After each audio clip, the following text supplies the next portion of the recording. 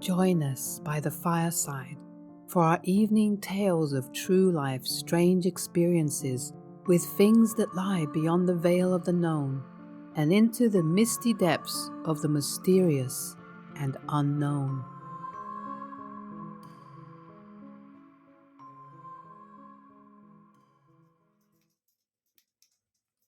The Evil House. It was in 2005, and I was serving in the US Navy. I happened to take leave in between duty stations. At the time, I was engaged to a sailor who lived in Pennsylvania. I'll call him David. I decided that I would visit him between visiting family in Michigan and Florida. And being that it wasn't too far from where my dad lived in Michigan, my dad and my stepmom drove me to David's house. Then, immediately upon pulling into the driveway, I was overcome with a terrible sense of dread that I did not express to my dad or stepmom. This house was older, not well maintained, and it was surrounded by weeds and just sort of bushes and untamed trees, and it was just all overgrown. It kind of looked like a house you would see in a horror film, honestly. However, I just really wanted to see David, so I just, you know, put up with it and I wrote it off as, me being nervous about because it was an unfamiliar place and so on. And I just went inside. Now, the only way to describe what I felt when I walked inside that house is to say that it felt like the house was just bursting with evil energy. I felt like there were multiple spirits, and honestly, this feeling was just overwhelming. It really, really was.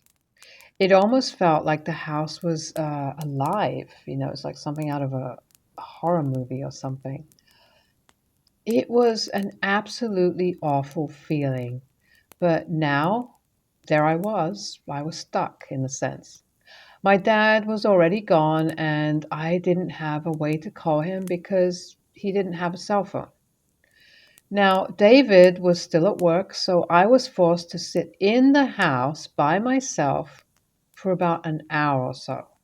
And the entire time, I literally felt like I was in grave danger.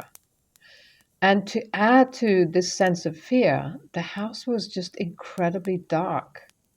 It was nighttime. And it was like the lamps in the house just couldn't seem to penetrate through this darkness. David finally came home and we went to bed shortly after. I barely slept the first night because I just didn't feel safe there. However, the first night was pretty uneventful, other than just, that horrible feeling of dread and not feeling safe. And then the next night, I again struggled to sleep, and I felt like something or someone was sort of bent over me, staring down at me, and it felt like their face was just a few inches away from mine. It was just so terrible. It just sort of brings tears to my eyes to try and explain it now. Just the feeling was just so horrible. I did my best to just ignore it at the time, and because I didn't want to act weird in front of my fiance, and somehow I just eventually managed to fall asleep. The next morning, I woke up and, I just started kind of just stretching out and so on. And as I was stretching, I realized my hair just felt kind of funny, like there was something heavy on it. So I reached up to feel what it was, and I realized that during my sleep, something or someone had pulled back a chunk of my hair and clipped it with what looked like a little girl's hair clip. It was one of those jelly clip, clear pink with glitter in it, and it clipped like a banana clip. It should be noted here that there were no little girls in the house at any time while I was there. This just freaked me out so badly that I still, even today, get goosebumps All these years later, just talking about it and thinking about it, I don't understand how I could have just slept through someone pulling my hair back like that and just clipping it up. I asked David about it, and he was as unsure as I was, and it was really creepy and weird. So, this visit with my fiance was overall pretty terrible. So bad, in fact, that I ended up changing my flight and left several days earlier than planned. That just awful sense of dread and fear lasted the entire time that we were in the house, and I will never forget it. I just could not shake it off. It was a feeling so awful. I have never experienced it before or since this event, even with numerous, ghostly experiences. So, to add to this, my dad and stepmom felt that same sense of dread. But they didn't say anything because I was an adult and they didn't want to interfere with my plans. My dad told me that he actually almost turned around to come get me because of the feelings he had. Looking back, I wish he had. My relationship with David ended just after the visit to that place, too. I wish I still had the address of that house because I would like to just research its history and just find out what the hell happened there because there is something just there and it lingers and it's so heavy. I mean, did somebody die? I'm pretty sure they must have done, or maybe multiple people. Maybe it's on some kind of grave site or burial ground or something. I don't know, but it was just so awful. It definitely sounds like something happened there, doesn't it? Either that or it could be on some kind of burial site or something like that. I wonder if it's, maybe some Native American burial ground or something. But wow, if there's multiple spirits, then chances are that it is. But then again, it could have also been somebody died there, some mass killing or something horrible like that. Wow. Anyway, it was a relief to hear that you got out of there safely, but strange too that your relationship ended right after that. And I wonder if that had anything to do with it. The massive chamber.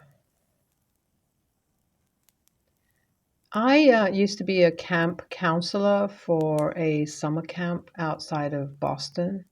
One year, our camp took a field trip to George's Island on Boston Harbor to visit Old Fort Warren. Fort Warren was primarily used as a Confederate prison during the Civil War.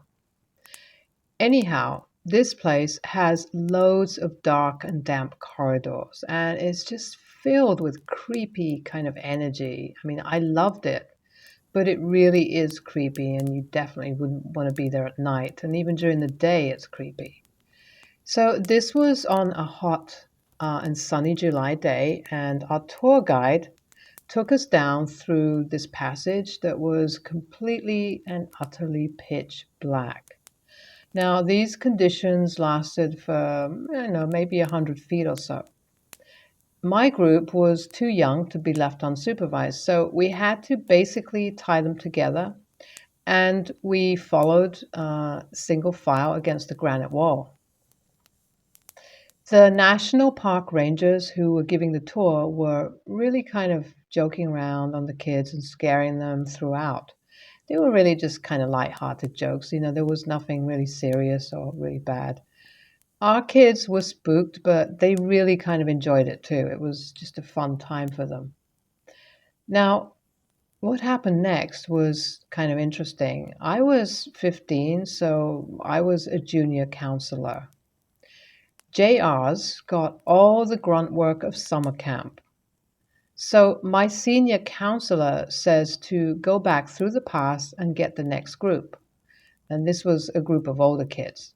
And tell them to come through since our little ones were clear. I wasn't really digging the idea, but I had no choice. So I began to just kind of, quickly walk down the black corridor. And I was, a little bit freaked out by it, but you had to take a corner at both ends to exit this stretch. And so for most of the corridor, You were actually in complete darkness, and this is what I really didn't like. I could finally see the faint glow of the daylight at the far end, and right when I felt relieved, a person crossed the light from right to left very quickly. It was a smaller outline of a person, so I instantly thought that it was an older kid from our camp. Hey, who is that? Group 7 or 8? No answer. No sound of walking, nothing.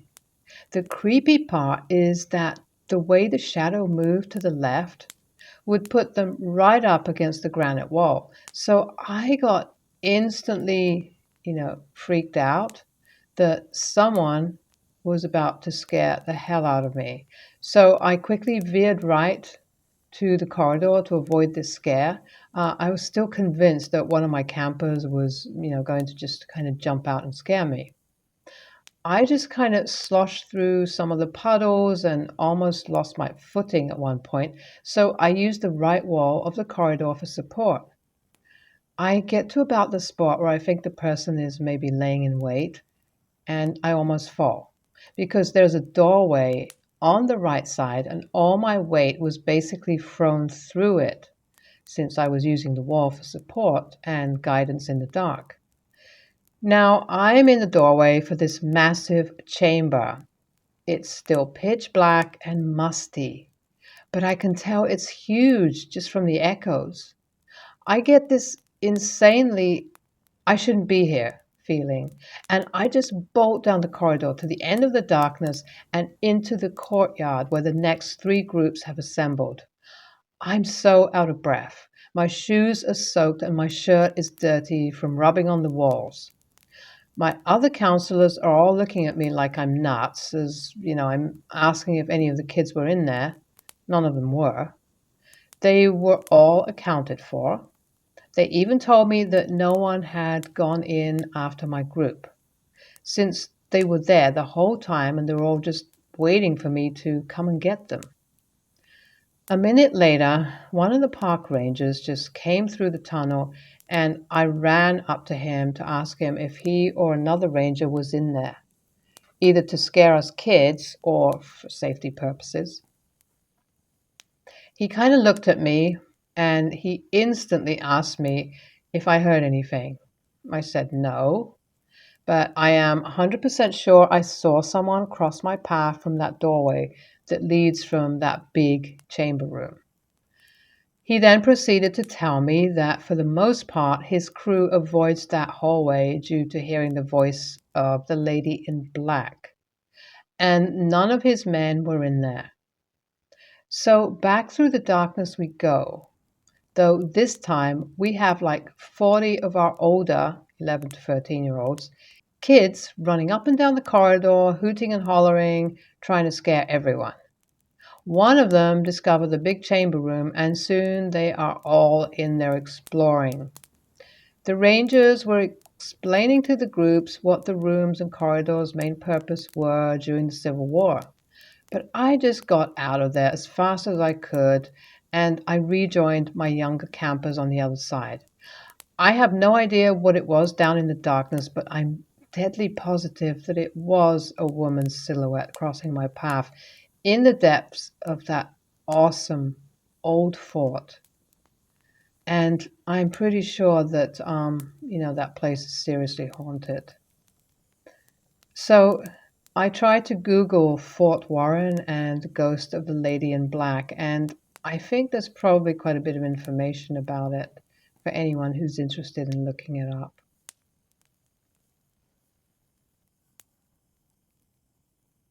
The haunted Okinawa base.